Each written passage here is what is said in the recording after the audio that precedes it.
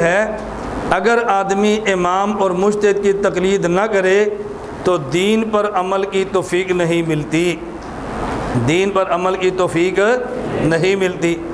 آپ کہیں گے تقلید کے بغیر دین پر عمل کی توفیق کیوں نہیں ملتی؟ اس پر میں ایک مثال دیتا ہوں، آپ کو بات اچھی طرح سمجھ آئے۔ میں ہری پور ایک علاقے میں گیا اور حفظ کا مدرسہ تھا، قاری صاحب نے میرا بیان کروایا اور فرمانے لگے ان بچوں کو کوئی مسئلہ سمجھا دیں۔ میں نے عذرائے مزاح کہہ دیا آپ کے بچوں کو مناظر نہ بنا دوں۔ مجھے کہتے ہیں حفظ کے بچے آدھے گھنٹے کے بیان میں مناظر کیا بنائیں گے؟ میں نے کہا میں تو آپ سے اجازت لے رہا ہوں، آپ اجازت ہے تو آپ کے بچوں کو مناظر نہ بنا دیں۔ مجھے کہتا ہے جی بنا دیں، آپ ان کو سکھائیں اگر آپ سکھا سکتے ہیں۔ میں نے ان بچوں سے کہا کہ جب آپ مدرسے سے نکلیں اور کوئی غیر مقلد آپ سے پوچھے آپ امام کے پیچھے فاتحہ پڑھتے ہیں، آپ نے کہنا ہے ہم امام کے پیچھے فاتحہ نہیں پڑھتے۔ وہ کہے گا امام کے پیچھے فاتحہ کیوں نہیں پڑھتے؟ آپ نے کہنا اس لیے کہ ہمیں فاتحہ آتی نہیں ہے۔ وہ کہے گا نہیں آتی، آپ نے کہنا نہیں آتی۔ وہ کہے گا سکھا میں دیتا ہوں، پڑھ آپ لیا کریں۔ آپ کو جی آپ سکھا دیں انکل، ہم پڑھ لیا کریں گے۔ اب آپ کو فاتحہ سکھانا شروع کرے گا، اس نے کہنا آپ پڑھیں الف لام زبر ال، حا میم زبر ہم، الحم، دال پیش دو، الحمدو۔ آپ نے کہنا ہے الف لام پیش ال، حا میم زبر ہم، الحم۔ وہ کہے گا نہیں، الف پہ زبر پڑھو، الف لام زبر ال، حا میم زبر ہم، الحم۔ میں نے کہا تو نے کہنا ہے الف لام زیر ال، حا میم زبر ہم، الحم۔ وہ کہے گا نہیں۔ اب وہ کہے گا پڑھو الحم، ایک نے کہنا الحم اور ایک نے کہنا الحم۔ وہ کہے گا آپ الحم کیوں پڑھتے ہو؟ آپ نے کہنا میرا دل کرتا ہے۔ وہ بھائی آپ الحم کیوں پڑھتے ہو؟ اس نے کہنا جی میرا دل کرتا ہے۔ کہتا نہیں الحم پڑھو۔ آپ اسے کہنا آپ الحم کیوں پڑھتے ہیں؟ آپ بتائیں، آپ بتائیں الحم کیوں پڑھتے ہیں؟ بات سمجھے؟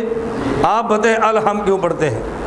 آپ اس کو یہ جو لام تعریف کے شروع میں حمزہ وصل پہ فتح ہوتی ہے، اس قاعدے کا اس کو نہیں پتہ، اس کو تو نہیں پتہ نا۔ اور اگر قاعدے کا پتہ ہوگا بھی تو قاعدہ اس نے بنایا نہیں ہے، کسی کے بنائے قاعدے کو مانا ہے نا۔ اب بات سمجھ آ رہی ہے؟ اولاً تو اس کو اس قاعدے کا پتہ ہی نہیں ہے، اور اگر قاعدے کا پتہ بھی ہوگا تو اس نے قاعدہ بنایا نہیں ہے بلکہ کسی کا بنایا قاعدہ مانا ہے۔ آپ اسے کہے جی میرا دل کرتا ہے الحمدو، ایک کہتا ہے میرا دل کرتا ہے الحمدو، آپ الحمدو کہتے ہیں۔ آپ بتائیں الحمدو کیوں پڑھیں؟ وہ کہے گا دیکھو قرآن مجید کھولو یہ کیا لکھا ہے؟ آپ نے کہنا ہے زبر۔ پڑھتے کیوں نہیں؟ کو جی دل جو نہیں کرتا اس لیے نہیں پڑھتے نا۔ وہ کہے گا نہیں پڑھو، آپ کہنا ہے میں قائل کرو، قائل کرو گے تو پڑھ لیں گے، نہیں قائل کرو گے تو نہیں پڑھیں گے۔ اب وہ آپ کو بار بار کہے گا اس کے اوپر پڑھو۔ آپ نے کہنا یہ بتاؤ یہ الحمد میں حمزہ پر جو زبر ہے یہ اللہ کے نبی نے لگائی ہے؟ وہ کہے گا نہیں۔ آپ نے کہنا بتاؤ کس نے لگائی ہے؟ وہ کہے گا حجاج بن یوسف نے۔ آپ نے پوچھنا حجاج بن یوسف اللہ کے نبی تھے؟ اس نے کہنا نہیں۔ اس نے کہا امتی کی بات تو ہم نہیں مانتے، ہمیں نبی بتاؤ۔ امتی کی بات نہیں مانتے، ہمیں نبی بتاؤ۔ اچھا یہ بتاؤ یہ حجاج بن یوسف مکہ کا تھا یا مدینہ کا؟ اس نے کہنا کوفہ کا۔ آپ نے کہنا کوفہ کا تو امام ابو حنیفہ ہو، ہم اس کی نہیں مانتے تو حجاج کی کیسے مانے؟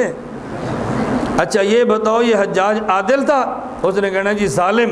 اس نے کہنا ہم تو عادل کی تقلید نہیں کرتے تو ظالم کی کیسے کریں؟ ہمیں دلیل سے بتاؤ حمزے پر زبر کیوں پڑھنی ہے؟ میں نے کہا یہ بچے کھڑے ہو جائیں، غیر مقلد ان سے بات نہیں کر سکتا۔ پتہ یہ چلا پورا دین تو کجا، ساری احادیث قرآن کی شرح ہیں اور قرآن کا متن سورۃ الفاتحہ ہے۔ سورۃ الفاتحہ کے شروع میں الف کا حمزہ، اس پر زبر اس وقت تک ثابت نہیں ہوتی جب تک انسان تقلید نہ کرے، جب تک انسان تقلید نہ کرے۔ الحمدو کے حمزے کی زبر ثابت بغیر تقلید کے نہیں ہوتی، تو بتاؤ پورے دین پر عمل پر بغیر تقلید کے کیسے ہوگا؟ میں نے ایک مثال یہ بات سمجھانے کے لیے کہ اگر تقلید نہیں کریں گے تو دنیا میں انسان دین پر عمل نہیں کر سکتا۔ عمل کرنے کے لیے ضروری ہے انسان کسی کی تقلید کرے، ورنہ دین پر عمل ہو ہی نہیں سکتا۔ یہ بات سمجھ آ گئی ہے؟